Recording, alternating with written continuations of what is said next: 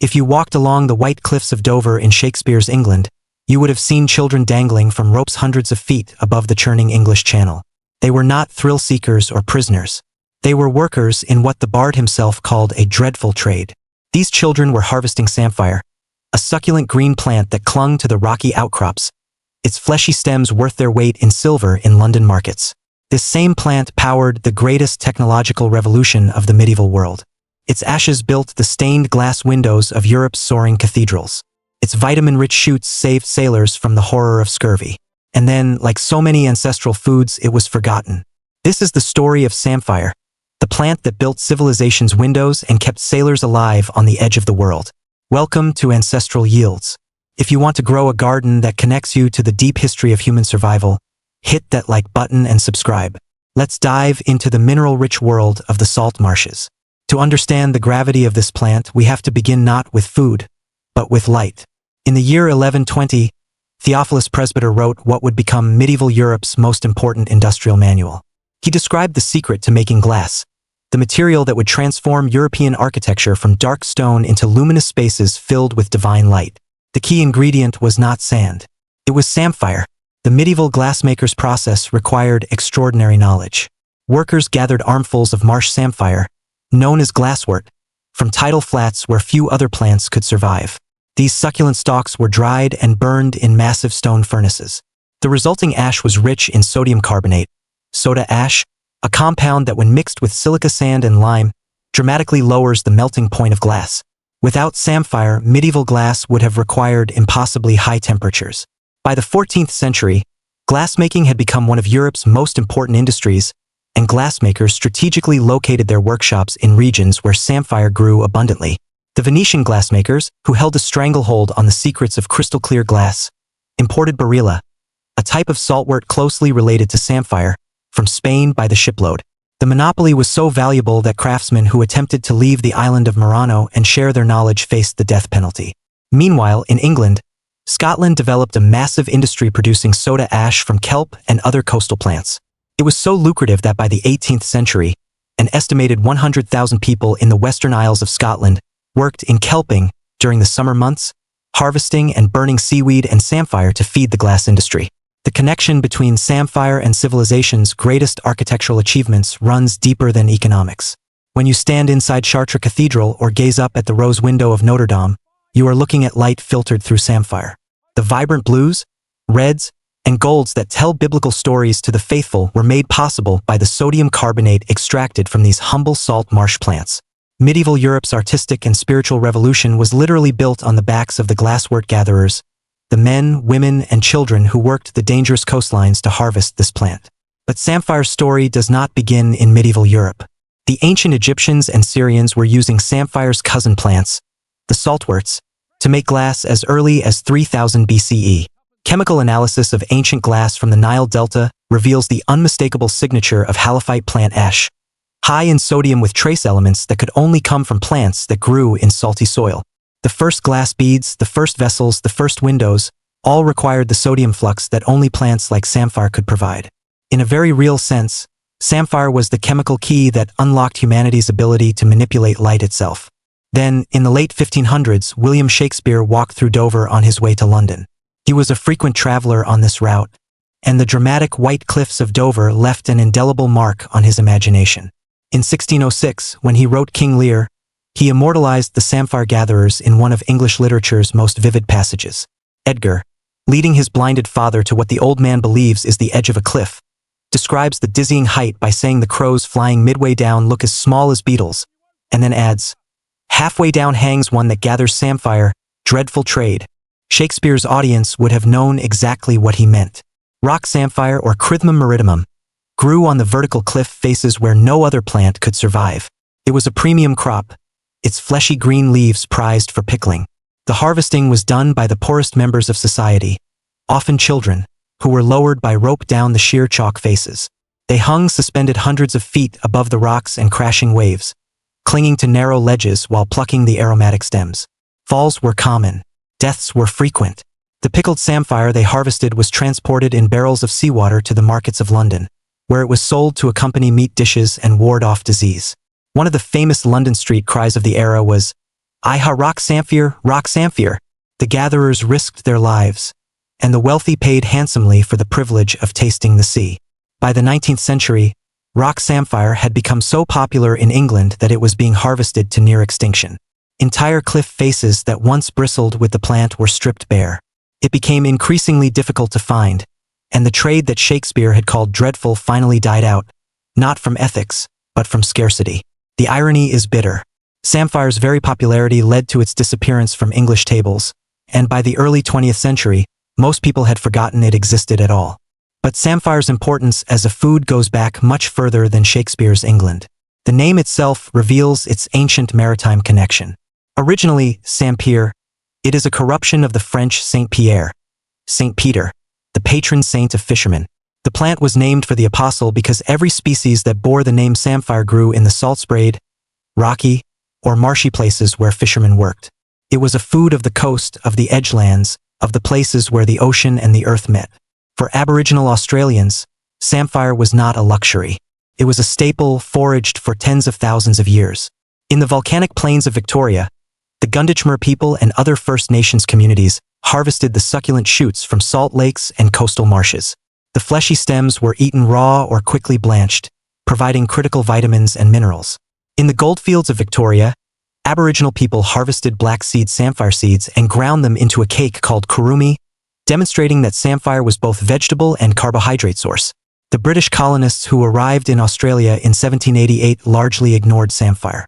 It was bush tucker, carrying the connotation of inferiority. The 19th century botanist Joseph Maiden dismissed Australian native foods as nothing to boast of as eatables. This cultural blindness led to near-complete abandonment of traditional foods by Aboriginal communities in colonized areas. Samphire, which had fed people for millennia, became invisible to the new arrivals who preferred wheat and familiar European foods. Samphire's role as a lifesaver at sea cannot be overstated. Scurvy, caused by vitamin C deficiency, was the silent killer of sailors from the age of exploration through the 18th century. Men's gums would bleed, teeth would fall out, and they would die slowly in agony. The disease killed more sailors than storms and battles combined. Samphire contains extraordinarily high levels of vitamin C. A serving of 100 grams provides between 70 and 125 milligrams, more than double that of an orange. For sailors who could access it, samphire was a miracle. Pickled samphire preserved in barrels could last for months and provided enough vitamin C to stave off scurvy. Beyond vitamin C, samphire is a powerhouse of minerals. Growing in saline environments, it concentrates calcium, magnesium, potassium, and iron from seawater and soil. Modern analysis reveals samphire contains almost no fat, approximately 100 calories per 100 grams, and high dietary fiber that aids digestion. But samphire's true biochemical secret lies in fucoidins, polysaccharides containing L-fucose and sulfate ester groups. Research shows fucoidins possess powerful antioxidant, immunomodulatory, anti-inflammatory, and antiviral effects. Studies suggest these compounds may help protect against tumor development, liver damage, gastric problems, and high cholesterol. A 2016 medical review highlighted samphire's immunomodulatory, lipid-lowering, and hypoglycemic properties. Traditional uses include its consumption as a diuretic and for detoxification. Interestingly, despite samphire's high sodium content, studies found it does not contribute to hypertension. The anti-inflammatory compounds appear to offset the sodium, making samphire paradoxically both salty and heart-healthy. So how does a plant that built cathedrals and saved sailors disappear from the table? The industrialization of food. As the 19th century progressed, agriculture became standardized. Crops were selected for ease of cultivation, harvest, and shipping. Samphire grows wild in harsh environments, not in neat rows. It is labor-intensive to harvest and does not store well unless pickled. The supermarket economy has no place for a plant that requires understanding the tides. Furthermore, as sugar became cheap in the 19th and 20th centuries, Western tastes gravitated toward foods eaten raw and sweet. Samphire, with its intense saltiness, requires cooking or pickling to be palatable. It is not a snack food. It is an ingredient you pair with seafood, blanch and toss with olive oil, used to replace salt in dishes. That kind of food demands knowledge and effort, and industrial systems eliminate both. But there is an ecological story here too. Samphire is a halophyte, a plant that thrives in salty conditions that would kill almost any other crop. At a time when global agriculture is facing a crisis of soil salinization, with millions of hectares of farmland becoming too salty to grow conventional crops, Samphire represents a solution hiding in plain sight. In Australia alone, approximately 1.8 million hectares of farmland are affected by dryland salinity, with another 6 million hectares at risk. Globally, an estimated 52.7 million hectares in Asia, 14.8 million in Africa, and nearly a million in Australia are salt-affected. Samphire does not just tolerate these conditions. It thrives in them. It sequesters salt from the soil, it stabilizes coastal soils and prevents erosion, and it provides habitat and food for coastal wildlife. In short, Samphire is a crop that could turn wastelands into productive food-growing regions. Australia is already rediscovering Samphire's potential. The genus Tecticornia, with 44 species endemic to Australia, is now studied as a commercial crop. Restaurants across the country are putting it back on their menus as a legitimate ingredient with remarkable flavor and nutrition. Chefs describe its crisp texture and ability to deliver a salty, fresh burst reminiscent of asparagus. It pairs beautifully with seafood, adds complexity to salads, and can be used in pestos, salsas, and as a garnish. For the home gardener or forager, Samphire is a gift. In the United States, marsh samphire grows naturally along Atlantic, Pacific, and Gulf coasts in salt marshes. In Europe, it grows in similar environments. Rock samphire still clings to rocky shorelines from Ireland to the Mediterranean. Both types are edible, though marsh samphire is milder while rock samphire has a stronger, more pungent flavor that mellows when cooked. Foraging requires care.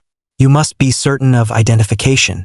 Marsh samphire has jointed, scale-like leaves fused to fleshy green stems. Rock samphire has aromatic, fleshy leaves and grows on cliffs.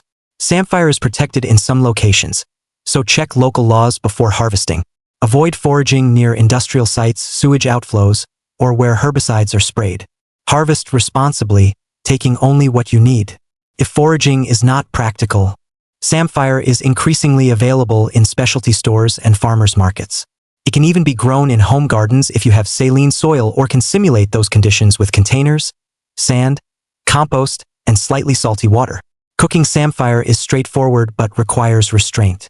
Never salt it during cooking. The most common preparation is to blanch in boiling water for 2 to 3 minutes, just enough to soften while retaining crunch. Drain and toss with butter, olive oil, lemon, or garlic. Pairs exceptionally well with white fish, shellfish, and lamb. It can replace salt in recipes entirely, adding flavor, texture, and nutrition. Pickling samphire is traditional and simple. Fresh stems are packed into jars and covered with brine made of vinegar, water, and spices. No additional salt needed. The pickles are ready in a week and last for months. The deeper lesson of samphire is this: we live in a world that is changing rapidly. Climate change is making coastal areas more saline. Industrial agriculture is exhausting soils and making them saltier. Conventional crops are failing in these conditions. Meanwhile, we have a plant that has been feeding humans for thousands of years. A plant that built the windows of Europe's greatest cathedrals. A plant that saved sailors from scurvy. A plant that thrives where nothing else can grow, and we have forgotten it. Samphire is not a relic. It is a solution. Growing or foraging samphire is an act of reclaiming ancestral knowledge. It is a rejection of the monoculture food system that tells us food must be sweet, easy, and familiar. It is a commitment to understanding the land and the sea, to knowing what the tides bring, to cooking with intention. Samphire demands that you enter the kitchen and think. It demands that you pair it thoughtfully. It demands that you respect its power. And in return, it gives you the taste of the ocean, the nutrition of a superfood, and a connection to the same plant that medieval monks burned to make stained glass, and that Aboriginal Australians turned into kurumi cakes. If you enjoyed this deep dive into the history and nutrition of samphire, hit that like button. Subscribe to Ancestral Yields for more stories of the plants that built civilization and were then forgotten. We will see you in the garden, or on the salt marsh, where the future of food is growing unnoticed under our feet.